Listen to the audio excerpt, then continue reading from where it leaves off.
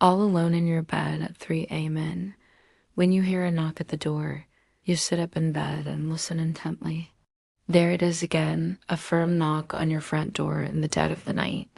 You think to yourself, who could that possibly be? You get out of bed to investigate, but when you open the door, there is no one there. This is the scariest thing that can ever happen to you.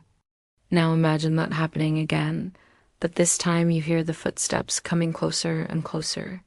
Or maybe you can hear the distinct sound of someone messing around with your doorknob. These are all classic horror movie tropes, but chances are you've probably experienced something like this in real life. But what if I told you I had an even scarier story? A story where our protagonist not only heard the footsteps and the doorknob being rattled, but also saw something standing right outside their door. This is a terrifying tale sent in by a user. It goes as follows. I was home alone, and it was about 3 a.m. at my door. Now, it wasn't one of those quick succession knocks like someone trying to get in. It was slow, deliberate, and then there was silence. So I just stayed quiet, thinking it was some stupid prank. But then the knocking started again. This time it was louder. I heard footsteps outside my door, and then the distinct sound of my doorknob rattling. Then silence again. Creak. What was that? I don't live in an old house. All my doors are solid wood. They don't squeak. Then I heard what sounded like whispering, but it was too far away to make out any words.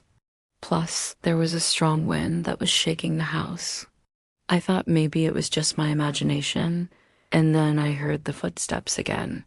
They were definitely at my door. By now, I was scared, but my curiosity got the better of me. I walked over to the door and peered through the peephole. There was no one there. I looked outside from the window next to the door, but it was too dark to see anything. I went back to bed, but I couldn't sleep.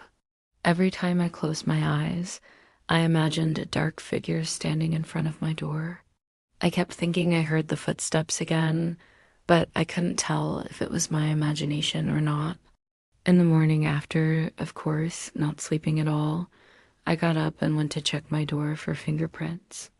The doorknob was cold to the touch, so I knew no one had been there. I checked the locks, and they were all intact. None of them had been tampered with. When I opened the door, though, that's when I saw it. There were clear footprints in the middle of my living room floor. Footprints that led up to my door and then stopped. The next morning, my neighbors said my door was never touched. Yet the footprints inside were unmistakable.